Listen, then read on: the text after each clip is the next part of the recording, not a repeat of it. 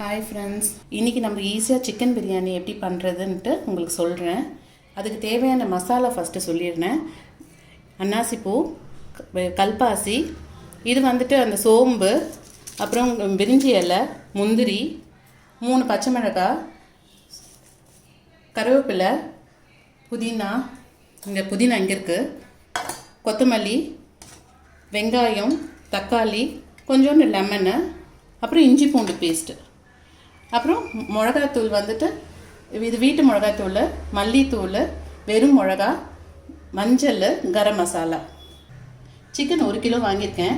நான் இது பாதி வந்துட்டு கொஞ்சம் குருமா வைக்கலான்னுட்டு, இது பாதி வந்துட்டு அப்படின்னு பிரியாணிக்கு நான் யூஸ் பண்ணிப்பேன்.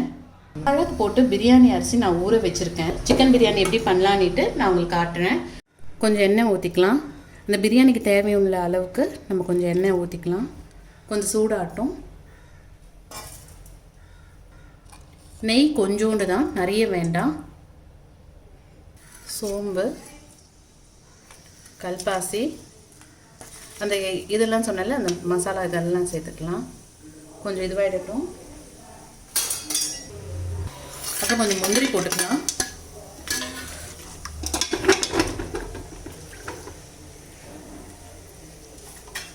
அது கொஞ்சம் நல்லா இதுவாகிட்ட அப்புறமா முந்திரி வந்து கோல்டன் கலர் வந்துட்ட அப்புறமா வந்துடுச்சு. வெங்காயம் போட்டுக்கலாம். பச்சை மிளகாய் அப்படியே உடைச்சி போட்டுக்கலாம். 3 பச்சை மிளகாய் நான் போட்டிருக்கேன்.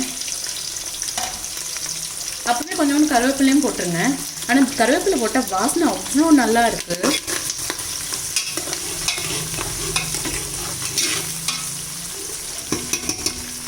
நல்லா கொஞ்சம் கோல்டன் ப்ரௌன் வந்துட்டு அப்புறமா நம்ம இஞ்சி பூண்டு பேஸ்ட் போட்டுக்கலாம். வந்துட்டு இஞ்சி பூண்டு பேஸ்ட் கொஞ்சம் போட்டுக்கலாம்.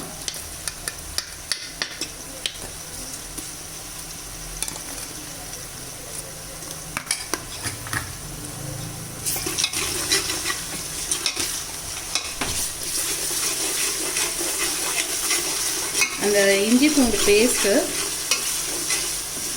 கொஞ்சம் அந்த வாசனை, இஞ்சி பூண்டு வாசனை நல்லா இதுவாகிட்ட அப்புறமா மீதி எல்லாமே ஆட் பண்ணிக்கலாம். எப்பயுமே நம்ம பண்ணும்போது அந்த கருவேப்பிலை, அந்த வெங்காயம் இதெல்லாம் பண்ணும்போதே கொஞ்சம் கருவேப்பிலை போட்டுட்டு நீங்கள் இது பண்ணி பாருங்கள்.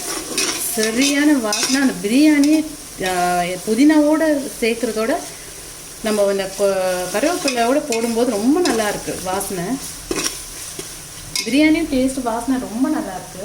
கொஞ்சம் சீக்கிரமாக இதுவாகணும்னா நம்ம கொஞ்சோண்டு இது போட்டுக்கலாம். உப்பு போட்டுக்கிட்டோன்னா கொஞ்சம் சீக்கிரமாக இதுவாகிடும். தக்காளி போட்டாச்சு. நல்லா அது வந்துட்டு கொஞ்சம் இதுவாகிட்ட அப்புறமா மீதி மிளகாத்தூள் இதெல்லாம் போட்டு இது பண்ணிக்கலாம்.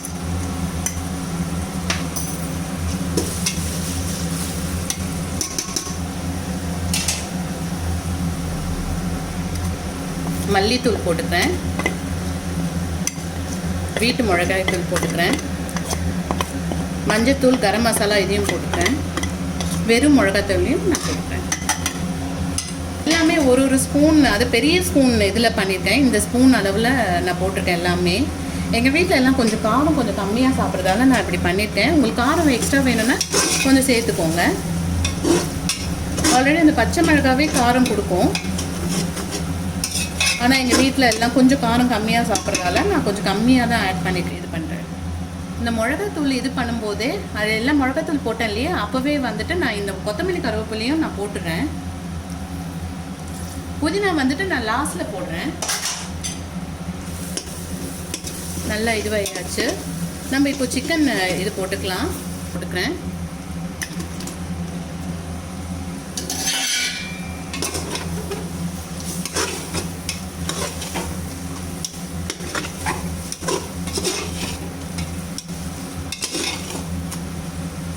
ஆக்சுவலி நான் உப்பு போடலைன்ட்டு ஃபஸ்ட்டு போட மாட்டேன். நான் இதெல்லாம் எல்லாம் மிக்ஸ் ஆகிட்ட அப்புறமா நான் இப்போ சிக்கனுக்கு அதை பிரியாணிக்கு தேவையான அளவில் நான் உப்பு போடுறேன்.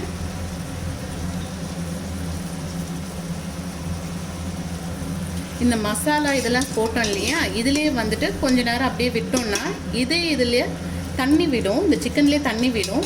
அதுலேயே இந்த சிக்கன் வெந்துடும். ஒரு 5 மினிட்ஸ் கழித்து நம்ம பிரியாணி ஊற வச்சுருக்கிறோம் இல்லையா அரிசி, அந்த அரிசியை எடுத்து இதில் போட்டுட்டு அரிசி வந்து 4 அழகு போட்டேன். அதுக்கு 8 டம்ளர் தண்ணி ஊற்றணும். ஊற்றிட்டு நான் பண்ணும்போது அதை ஊற்றிட்டு காட்டுறேன். லெமன் ஜூஸ் கொஞ்சம் ஊற்றிக்கலாம்.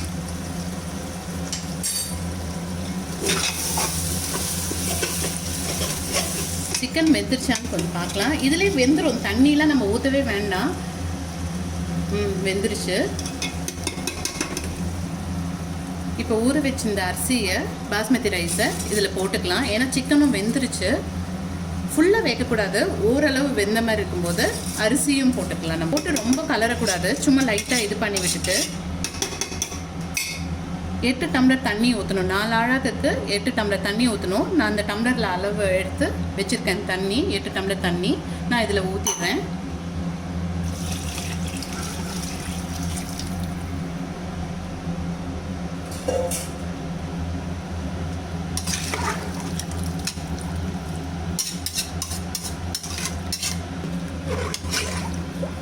எல்லாமே கரெக்டாக இருக்குது. உப்பு எல்லாமே, காரம் கீரம் எல்லாமே கரெக்டாக இருக்குது.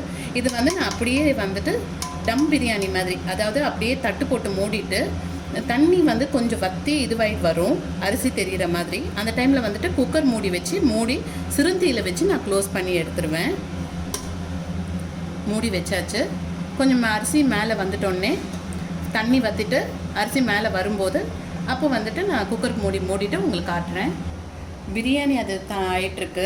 அது கூட நான் வந்து குருமா சொன்னேன் இல்லையா, இது வந்து சிம்பிளாக தான் நான் பண்ண போகிறேன். என்ன குருமா, இது வந்துட்டு வெங்காயம், வீட்டில் இதுவானது முருங்காய், தக்காளி, ஒரு பச்சை மிளகாய், கருவேப்பிலை, தேங்காயும் முந்திரியும் நான் அரைச்சி வச்சுருக்கிறேன். தேவையான அளவில் இஞ்சி பூண்டு பேஸ்ட்டு. இது வந்துட்டு இது மிளகாய்த்தூள், மஞ்சள் தூள், மல்லித்தூள், இது வந்து இந்த சாதா மிளகாய் இல்லையா, மிளகாத்தூள் அது, இது கரம் மசாலா. எண்ணெய் ஊற்றிக்கலாம்.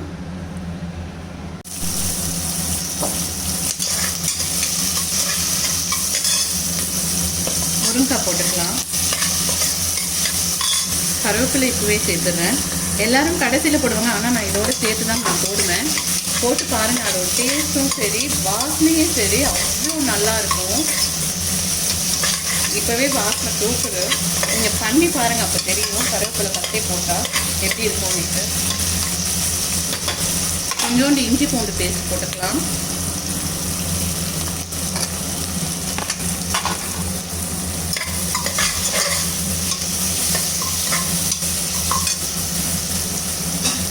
பிரியாணி இப்போ தான் கொஞ்சம் பபிள்ஸ் வருது.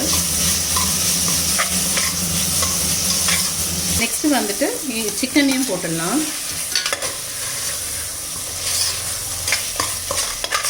சிக்கன் கொஞ்சம் இதுவாகிட்டோம்னா மீதி மிளகாத்தூள் இதெல்லாம் இருக்கு இல்லையா, அதையும் போட்டுக்கலாம். கொஞ்சம் வதக்கிடுவேன். பிரியாணி வந்துட்டு பாருங்கள், தண்ணி வந்து இதுவாயாச்சு. கொஞ்சம் அரிசி மேலே தெரிகிற மாதிரி இருக்கிற இந்த டைமில் வந்துட்டு நம்ம இது வச்சுருக்கோம் புதினா, அது கொஞ்சம் மேலே போட்டுடலாம்.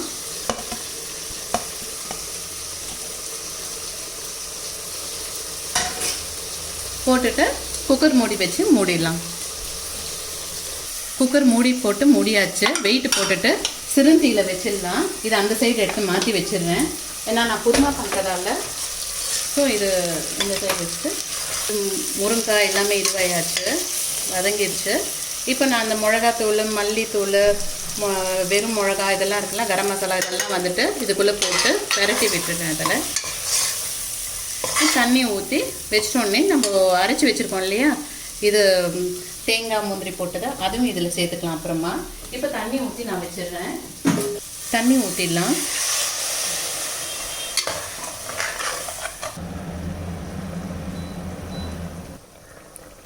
முருங்காய் வெந்துருச்சு, சிக்கனும் வெந்துருச்சு. நம்ம இந்த நேரத்தில் இந்த அரைச்சி வச்சிருந்த அந்த முந்திரியும் தேங்காயும் இருக்கு இல்லையா, அதையும் இதில் சேர்த்துக்கலாம். ஸோ திக்கா kurma ready. Okay, biryani ready ஆகிடுச்சு பாருங்கள்.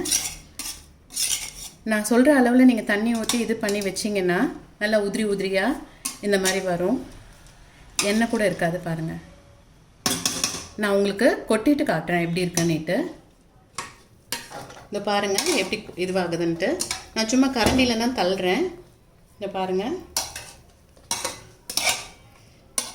கரெக்டாக 4 அழகுக்கு 8 டம்ளர் தண்ணி. கொஞ்சம் அதிகமாகவும் குறைவாகவும் வச்சிங்கன்னா அரிசி வேகவும் வேகாது. கம்மியாக வச்சா இல்லை நிறைய ஊற்றினா குழஞ்சிடும். நான் சும்மா கரண்டி வச்சு இதை பாருங்கள் இப்படி தள்ளுறேன். அப்படி உதிரியாக கொடுத்தது பாருங்கள். பாருங்கள் உதிரியாக வந்துடுச்சு. ஓகே, நான் இது தட்டில் வச்சுட்டு உங்களுக்கு காட்டுறேன் எப்படி இருக்குன்ட்டு. ஓகே, நீங்கள் பார்த்துருப்பீங்க பிரியாணி எப்படி பண்ணுறதுன்னு ஈஸியானிட்டு. இப்போ நான் குருமா பண்ணிட்டேன். பச்சடி, முட்டை, பிரியாணி பார்க்கும்போதே உங்களுக்கு தெரியும், அவ்வளோ கொட்டும்போதே தெரியும் உங்களுக்கு எண்ணெய் அவ்வளோ இருக்காதுன்னிட்டு. ஸோ நீங்கள் அந்த தண்ணியும் அந்த அளவு கரெக்டாக ஊற்றிட்டிங்கன்னா சூப்பராக வரும். நீங்களும் இதே மாதிரி ட்ரை பண்ணி பாருங்கள். தேங்க்ஸ் ஃபார் வாட்சிங்.